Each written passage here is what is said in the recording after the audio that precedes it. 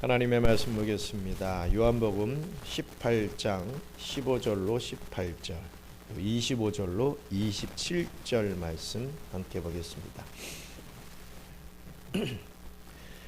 요한복음 18장 15절로 18절, 25절로 27절 말씀 함께 봉독하겠습니다. 시몬 베드로와 또 다른 제자 한 사람이 예수를 따르니 이 제자는 대제사장과 아는 사람이라.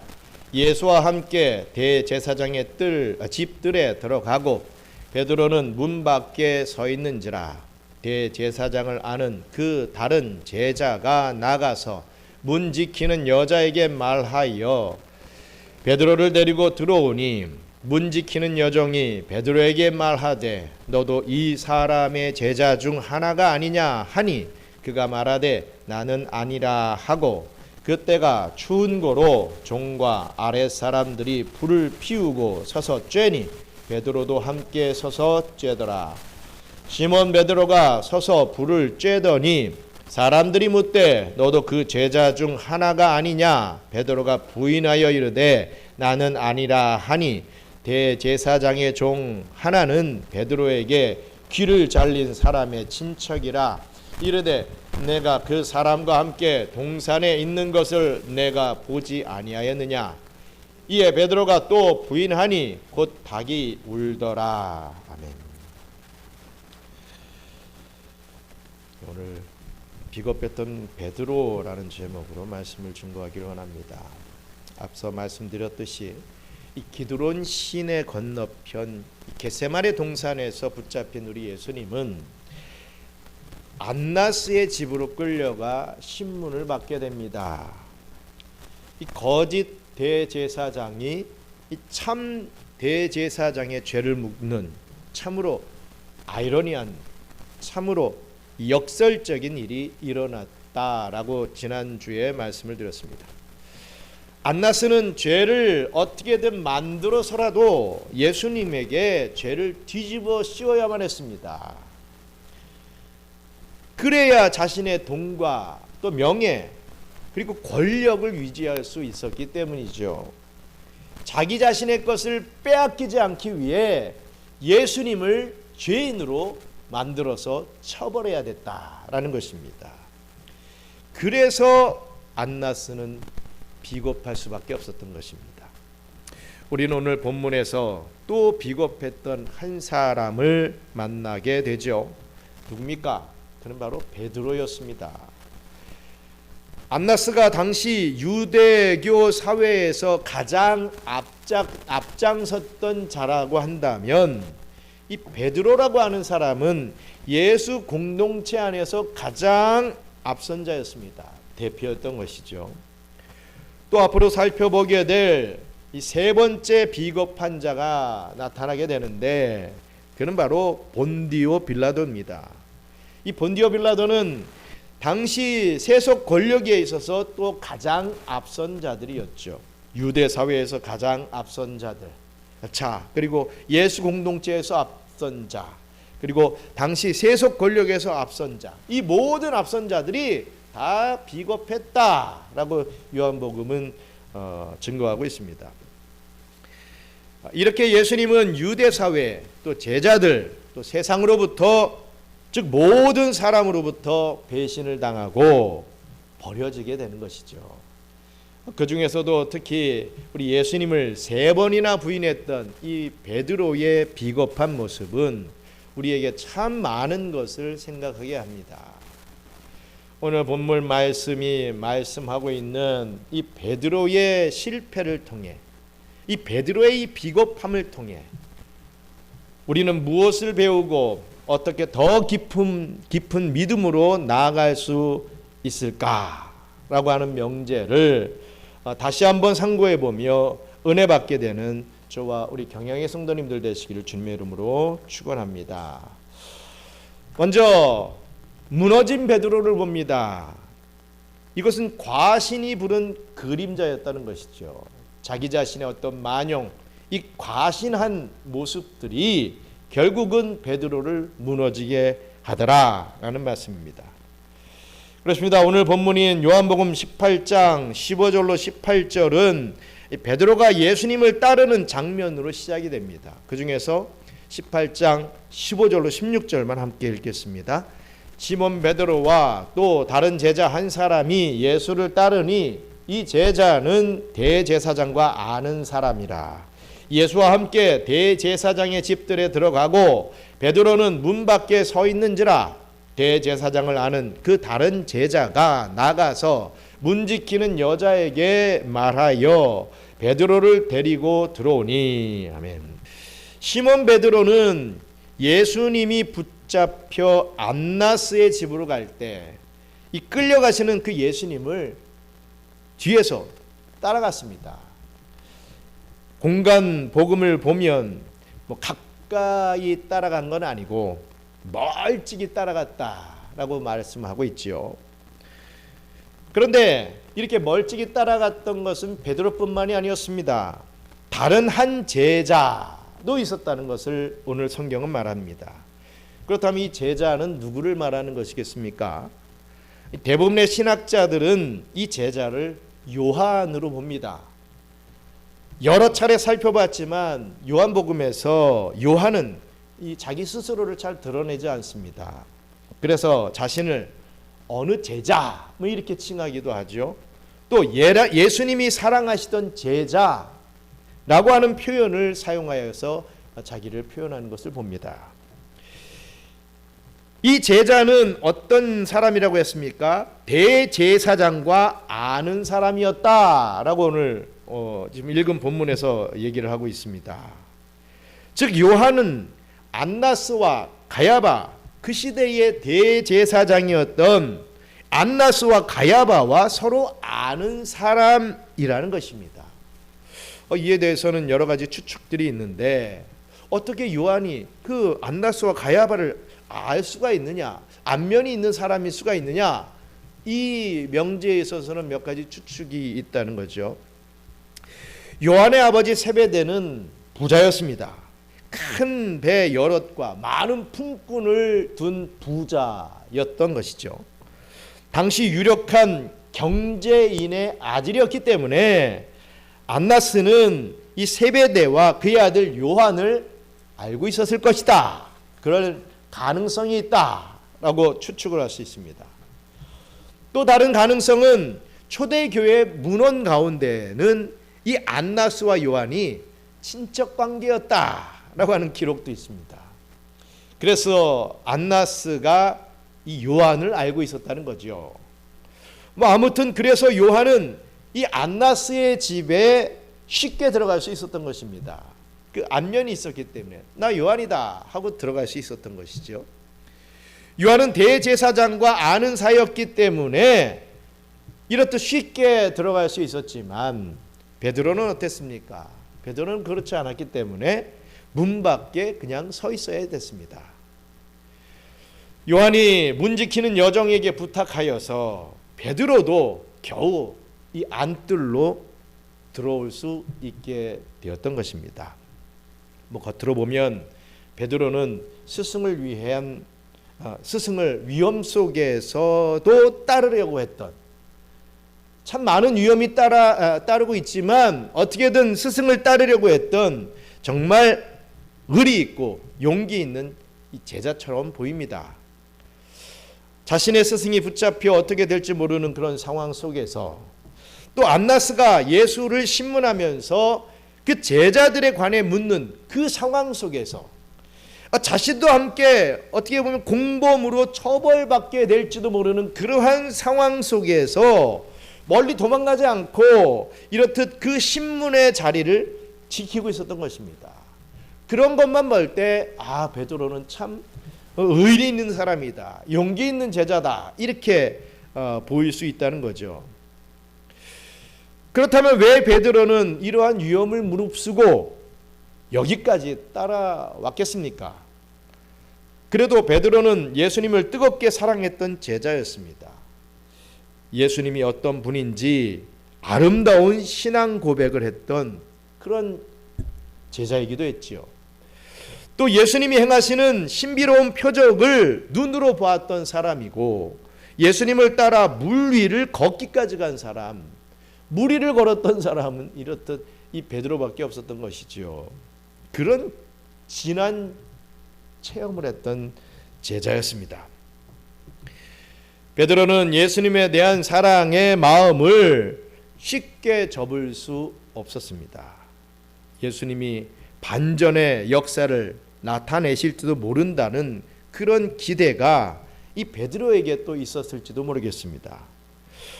예수님이 어떻게 될지 모르는 상황, 또 자신도 공범으로 몰릴 수 있는 위협 속에서도 베드로는 멀리 도망가지 않고 어쨌든 그 자리를 지켰던 것입니다.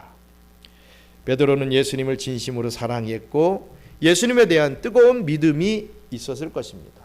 그러나 요한복음 18장 17절로 18절을 보면 이런 상황이 급변합니다. 그냥 16절까지만 딱 끝난다고 한다면 그래도 베드로는 의리 있고 용기 있는 제자, 베드로는 참 예수님을 사랑했던 제자, 이렇게 딱 마무리하면 참 좋겠는데 17절로 18절을 보면 그 상황이 완전히 바뀌는 것을 봅니다. 우리 요한복음 18장 17절로 18절 말씀 함께 읽겠습니다. 문 지키는 여종이 베드로에게 말하되 너도 이 사람의 제자 중 하나가 아니냐 하니 그가 말하되 나는 아니라 하고 그때가 추운 고로 종과 아랫사람들이 불을 피우고 서서 쬐니 베드로도 함께 서서 쬐더라. 아멘. 문 지키는 여종이 베드로에게 묻습니다. 너도 이 사람의 제자 중 하나가 아니냐? 이렇게 묻습니다. 그러자 베드로는 당황하죠. 그래서 하는 말이 나는 아니라, 나는 절대로 아니라, 이렇게 부인합니다. 그 전까지만 하면 그들 예수님이 막 쫓아가는 그런 모습을 보였던 베드로가 나는 절대로 예수의 제자가 아니다, 이렇게 부인합니다. 바로 이것이 베드로의 첫 번째 예수님의 이 정체를 부인하는 모습이었죠. 베드로의 첫 번째 부인이었습니다.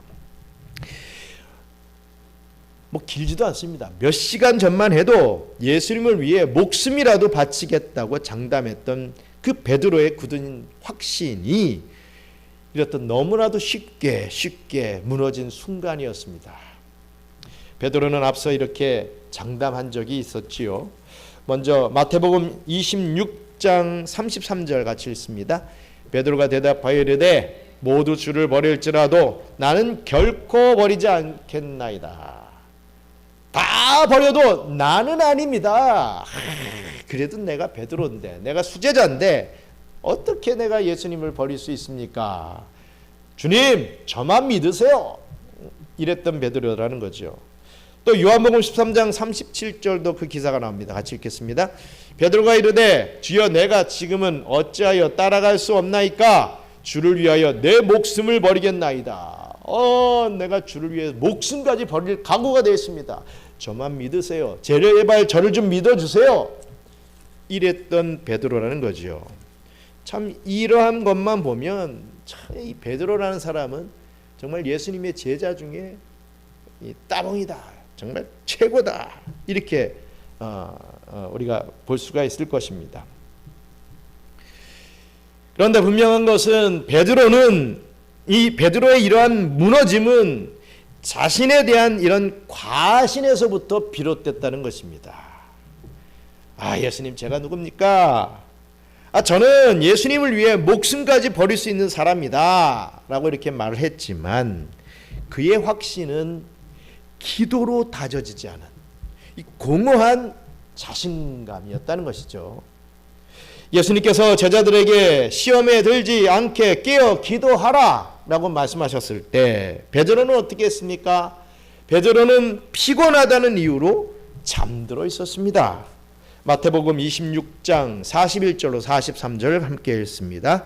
시험에 들지 않게 깨어 기도하라. 마음에는 원이로되 육신이 약하도다 하시고 다시 두 번째 나아가 기도하여 이르시되 내 아버지여, 만일 내가 마시지 않고는 이 잔이 내게서 지나갈 수 없거든 아버지의 원대로 되기를 원하나이다 하시고 다시 오사 보신즉 그들이 자니 이는 그들의 눈이 피곤함일러라. 아멘. 베드로는 고난 앞에서 간절히 기도하며 자신의 연약함을 인정하고 하나님의 도움을 구했어야 마땅했습니다. 하지만 정말 기도해야 될 때 기도하지 않았던 것입니다.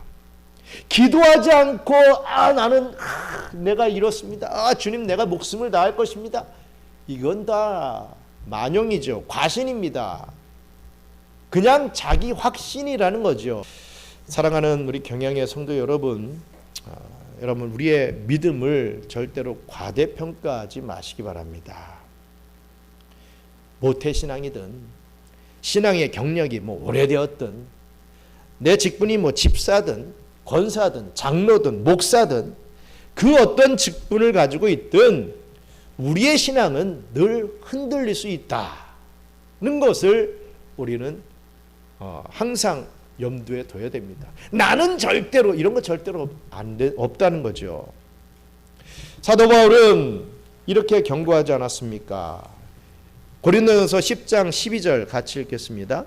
그런즉 선질로 생각하는 자는 넘어질까 조심하라. 참 이 말씀이 오늘날의 저와 여러분들에게 정말 약이 되는 말씀입니다. 뭔가 좀 됐다, 이제는 내가 은혜 받았다, 이런 순간 참 넘어지기 쉬운 것이 저와 여러분이라는 것이죠.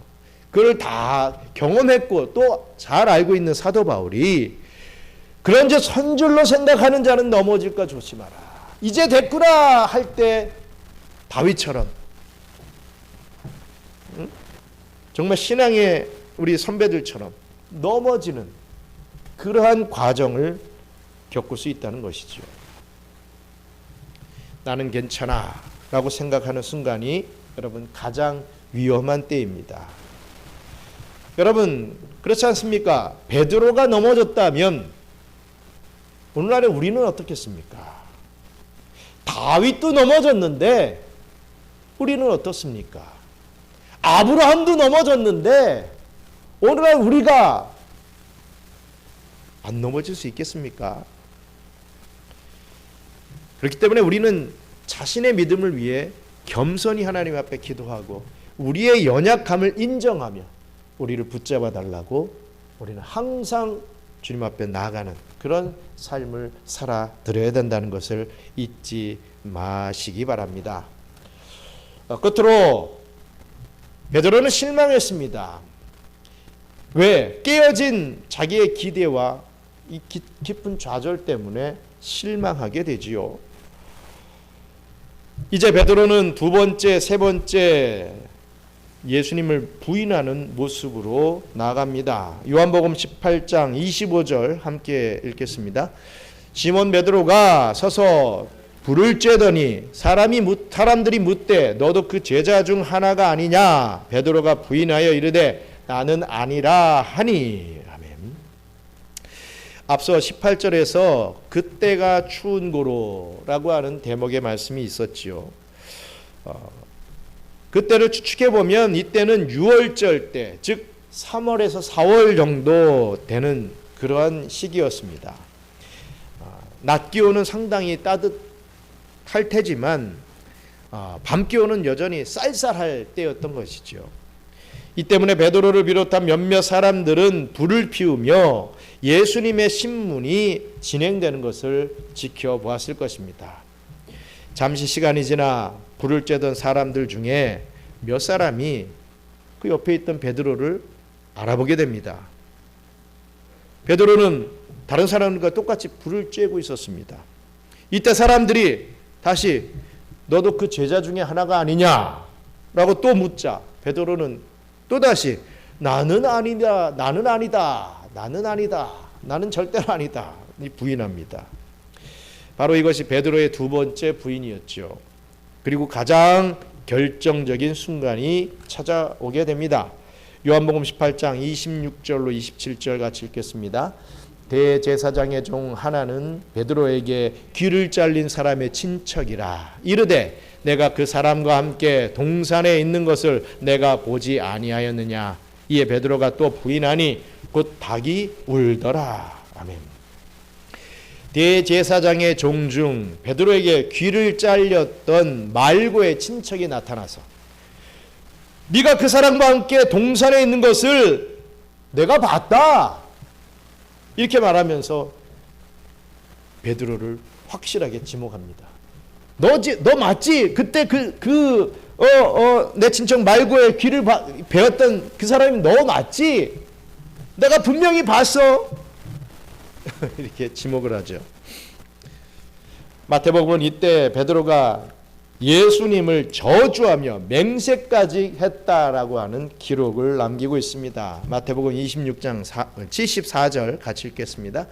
그가 저주하며 맹세하여 이르되 나는 그 사람을 알지 못하노라 하니 곧 닭이 울더라. 그냥 아니라 정도가 아니었다는 것입니다. 예수님을 저주하며 정말 내가 맹세한다 이거죠. 한국 사람들은 내가 어머니의 이름을 들어서 맹세하는데 이런 말도 가끔 하기로 하지만 어쨌든 맹세했던 것입니다. 베드로는 신자니까 내가 하나님을 걸고 맹세한다 이렇게 또 했을지 모르겠죠.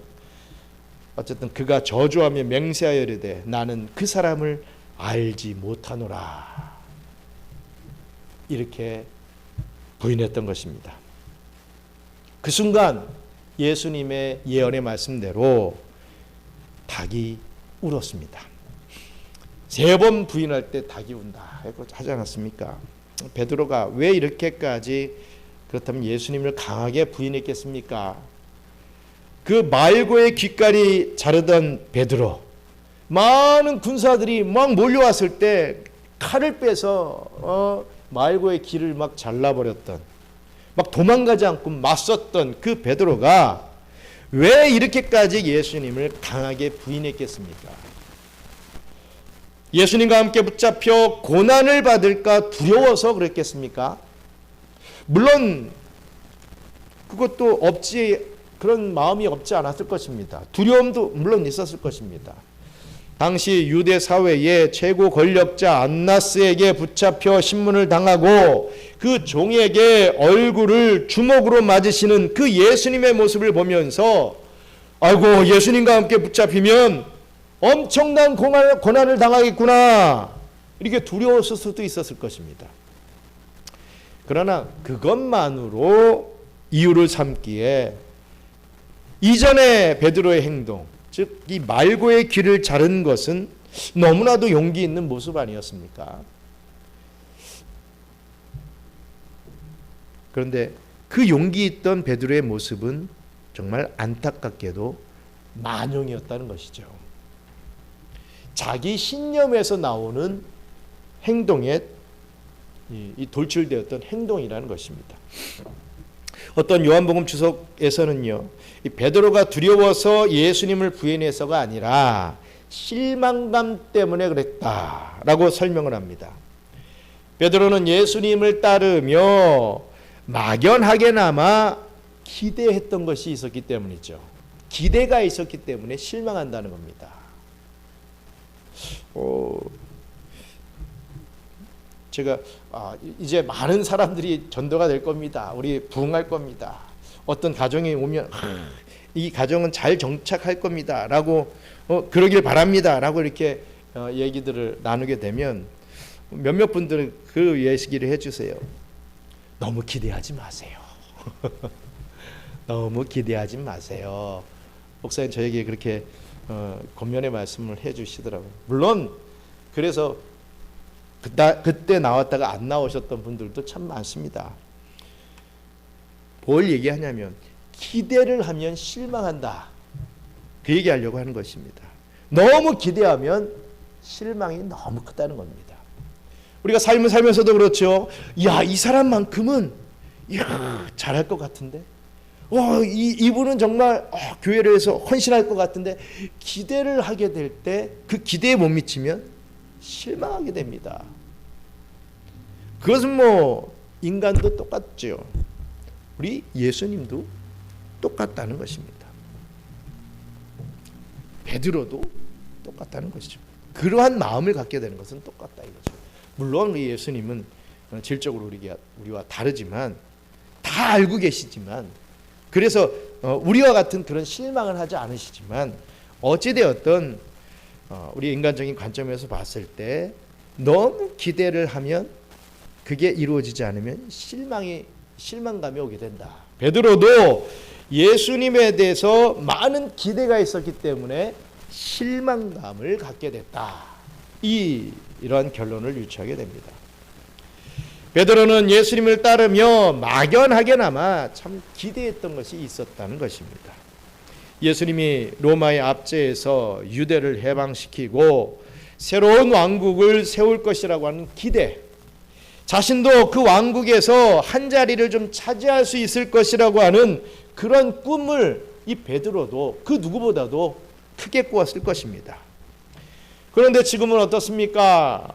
지금 예수님의 모습은 무기력하게 붙잡혀 대제사장의 아랫사람에게까지 주먹으로 맞고 있는 그런 모습을 보입니다.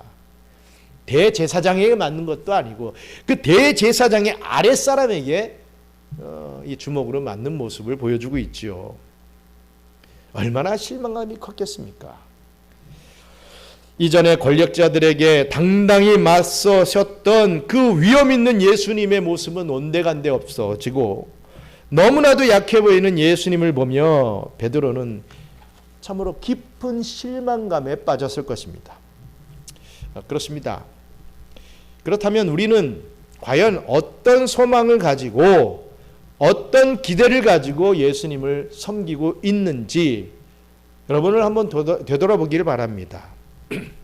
이 땅에서의 성공이나 이 땅에서 복을 내가 받아야 된다라는 것을 기대하며 예수님을 따른다면 어려움이 닥쳤을 때 지금까지 내가 예수를 믿은 결과가 겨우 이건가? 라고 하며 실망하고 낙심하기 쉽습니다. 우리는 하늘의 소망을 가지고 예수님을 섬겨야 됩니다. 이 땅에서는 참으로 고되지만 하늘에서 받을 상급을 소망하면서 예수님을 섬겨야 하죠. 이 세상은 우리 주님께서 세우시는 나라가 절대로 아닙니다. 이 땅에서의 세상은 결코 영원한 나라가 아닙니다. 우리는 이 땅에서 영원히 거할 자들이 아닙니다. 이 땅은 잠시 머무는 정류장일 뿐이며 진정한 우리의 소망은 저 하나님의 나라에 있다는 것을 기억하며 살아갈 때 우린 이 땅에서 실망하지 않게 됩니다. 좌절하지 않게 되는 것이죠.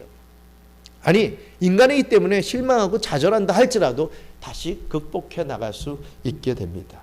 하지만 이 땅에서의 소망, 이 땅에서의 복, 이 땅에서의 잘 되는 것, 이 땅에서의 어떤 형통만을 바라면서 신앙생활한 분들은 뭔 일만 생기면 그냥 자빠지기 일쑤입니다. 저 사람은 안 자빠질 것 같은데 하면서도 더 막 굴러요. 한없이 굴러 넘어가는 것을 봅니다. 참 잡아주고 싶어도 굴르면서도 제가 알아서 할 겁니다 하면서 막 거절해요. 계속 굴러 밑으로 떨어지는 모습을 보여줍니다. 참 안타깝죠. 요한복음에는 기록되어 있지 않지만 누가복음은 베드로가 세 번째 예수님을 부인할 때 닭 울음소리가 들리고 예수님께서 돌이켜 베드로를 보셨다라고 하는 기록이 나오고 있습니다. 누가복음 22장 60절로 62절 함께 있습니다. 베드로가 이르되 이 사람아 나는 내가 하는 말을 알지 못하노라. 고 아직 말하고 있을 때에 닭이 곧 울더라.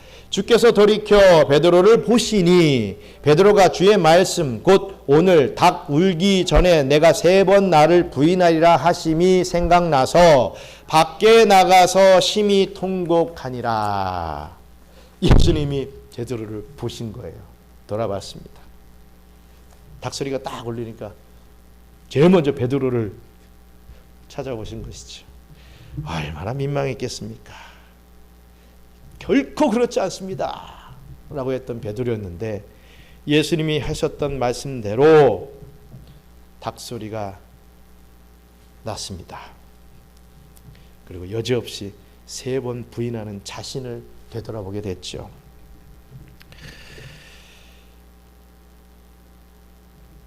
그 순간 베드로는 예수님의 말씀, 다구길 전에 내가 3번 나를 부인하리라 라고 하는 이 말씀이 생각나서 거기서도 아니고 밖에 나가서 심히 통곡했다라고 했습니다. 예수님은 몇 시간 전 이렇게 말씀을 하셨죠. 요한복음 13장 38절에 예수께서 대답하시되 내가 나를 위하여 목숨을 버리겠느냐, 내 목숨을 버리겠느냐, 내가 진실로 진실로 내게 이르노니 다 울기 전에 내가 3번 나를 부인하리라. 제가 생각할 때 이 장면이야말로 성경에서 소개하고 있는 제일 슬픈 순간이 아닐까 생각이 됩니다. 예수님은 자신의 수제자에게 버림받으셨습니다. 어떻게 보면 제일 믿는 사람이었죠. 모든 것을 아시는 하나님이셨지만, 우리 예수님은 모든 것을 아시는 하나님이셨지만 동시에 참 인간이셨기에 사랑하는 제자에게 버림받는 아픔을 친히 경험했던 것입니다. 예수님도 인성이 있기 때문에 그 마음이 아팠다는, 다 알고 계시지만, 알고 당하는 일이지만 그래도 마음이 아팠다는 것입니다. 예수님은 배신의 고통을 아시고 사람 때문에 겪는 상처를 아시는 분이십니다. 히브리서 4장 15절 말씀 같이 읽겠습니다. 우리에게 있는 대제사장은 우리의 연약함을 동정하지 못하실 리가 아니요 모든 일에 우리와 똑같이 시험을 받으신 이로되 죄는 없으시니라. 죄가 없음에도 불구하고 이러한 고난을 다 겸하셨다는 것이죠. 사람 때문에 상처받고 힘들어하는 모든 이들을 진심으로 위로하고 동정하며 함께 아파하실 수 있는 분, 그분이 바로 우리 예수님이심을 잊지 마시기 바랍니다.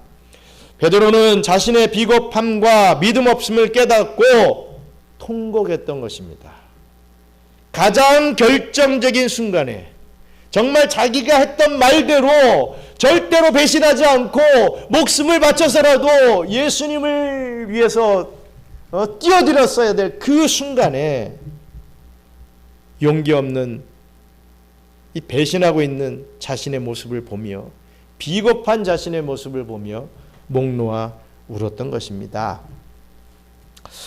그러나 사랑하는 우리 경양 선교회 성도 여러분, 바로 여기에서부터 진정한 신앙생활이 시작된다는 것을 우리는 깨달아야 할 것입니다. 자신의 못난 모습을 보는 것은, 이 자신의 못난 모습을 보는 것은 절대로 실패가 아니라 축복의 시작일 수 있다는 사실입니다. 이제 끝났어, 실패해서 끝이야가 아니라 거기서부터 다시 축복의 삶이 시작된다는 거죠. 하나님 앞에서 비겁하고 믿음 없는 우리의 모습을 보는 것은 결코 낙심할 일이 아니라 진정한 은혜의 과정 속에 있는 것일 수 있다는 것입니다. 우리는 그 믿음 없음과 비겁함에 그냥 머물러 있어서는 안 됩니다. 여러분의 믿음과 용기를 기도로 구해야 합니다. 어떻게 해요? 귀신 들린 아이의 아버지가 이렇게 외쳤던 것처럼 우리도 간절히 기도해야 하는 것이죠. 마가복음 9장 2절 후반부 같이 읽겠습니다. 내가 믿나이다. 나의 믿음 없는 것을 도와주소서 하더라. 우리가 기도할 것은 이겁니다.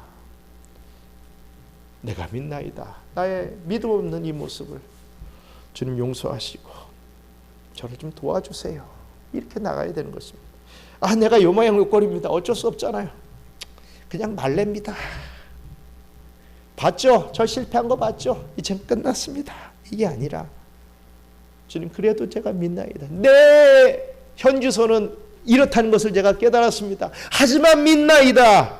나의 믿음 없는 것을 좀 제발 도와주세요. 저를 도와주실 분은 예수님밖에 없습니다. 하면서 주님 앞에 기도하면서 나가야 되는 것이 우리의 현주소여 본 모습이라는 것을 알아야 할 것입니다. 자비롭고 긍휼이 풍성하신 우리 주님께서 이처럼 기도하는 저와 여러분들의 믿음을 더욱 성숙하게 만들어 주실 줄 믿습니다.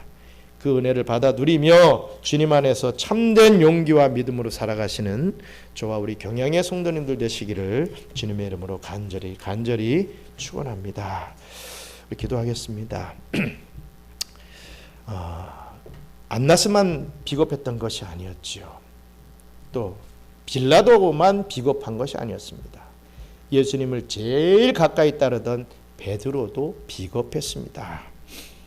그런데 왜 이러한 말씀을 우리에게 주십니까?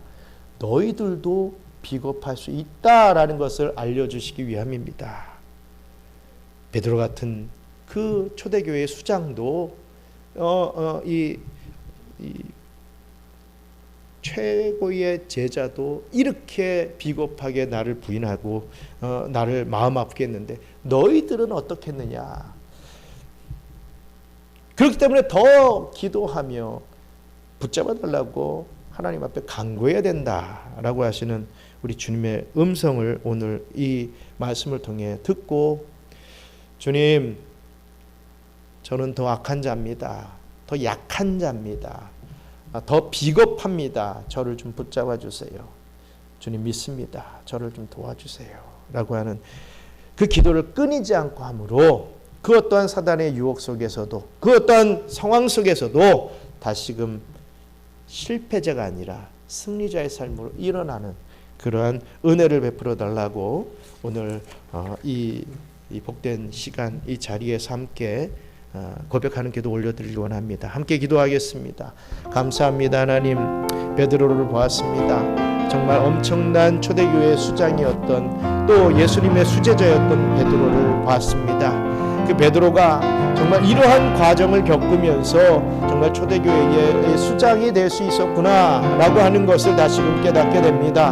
아버지 하나님, 믿음 없는 저를 용서해 주시고 믿나이다 주님께서 저를 좀 도와주시옵소서라고 그 기도를 끊이지 않고 올려드릴 수 있는 저희들 되게 도와주시옵소서. 우리가 아무리 신앙의 연조가 있다 할지라도, 우리가 그 어떠한 무리를 걷는 체험을 한다고 할지라도, 정말 엄청난 축복을 받아본 기억이 있다 할지라도, 아버지 죽었다가 살아나는 그러한 체험이 있다 할지라도, 우리는 그 어떠한 순간만 되면 예수님을 모른다 하고 예수님을 부인하고 아버지 하나님 비겁한 자의 자리에 오를 수 있는 것이 바로 우리임을 다시 한번 깨닫고, 주님, 오직 주님께서만 저를 붙잡아 주시지 아니하시면 저는 이렇게 이 바람에 나는 겨와 같이 그냥 후 하면 날아가 버리는 존재입니다. 주님, 저를 붙잡아 주세요. 제발 저를 붙잡고 사용해 주세요라고 기도할 수 있는 저들 될 수 있도록 축복하여 주시옵소서. 감사합니다. 하나님, 비겁한 베드로를 붙잡고 사용하시는 우리 주님이 우리의 하나님이심을 다시 한번 믿고 감사를 드립니다. 참으로 그 용기 백백했던 그 참으로 이 예수님의 이 수제자였던 베드로가 이러한 비겁함을 보여주었던 것을 보면서 우리는 아무것도 아니구나. 나의 신앙의 삶은 정말 이 바람만 훅 불면 그냥 넘어질 수밖에 없는 그런 존재이구나. 주님이 나를 붙잡아 주시지 아니하시면 나는 그냥 넘어질 수밖에 없는 존재구나 라는 것을 다시 한번 깨닫고, 주님 믿습니다. 나를 도와주시옵소서 라고 간절히 기도하며 승리할 수 있는 우리 모든 경양의 성도들 다 될 수 있도록 축복하여 주시옵소서. 우리 경양의 성도들 잘 넘어지지만 그래도 그것이 또 은혜임을 믿고 다시금 일어서서, 아니 주님께서 일으켜 세워주시니 잘 일어나서 또 주님께서 맡겨주신 이 일들을 좀 감당해 나갈 때에 주님께서 힘 주시고 능력 주시고 또 위로를 더해 주셔서 우리 하나님을 믿는 자로서의 이 복된 삶을 또 살아드릴 수 있는 그런 주님의 백성 될 수 있도록 역사하여 주시옵소서. 남은 한 주간도 주님께서 허락해 주신 이 시간을 또 주일을 준비하며 살아갈 수 있는 저희들 될 수 있도록 축복하여 주시옵소서. 모든 말씀 예수님 이름으로 기도드리옵나이다. 아멘. 주기도문으로 마치겠습니다. 하늘에 계신 우리 아버지여, 이름이 거룩히 여김 받으시오며 나라가 임하시오며 뜻이 하늘에서 이룬 것 같이 땅에서도 이루어지이다. 오늘 우리에게 일용할 양식을 주시옵고 우리가 우리에게 죄 지은 자를 사하여 준 것 같이 우리 죄를 사하여 주시옵고 우리를 시험에 들게 하지 마시옵고 다만 악에서 구하옵소서. 나라와 권세와 영광이 아버지께 영원히 있사옵나이다. 아멘.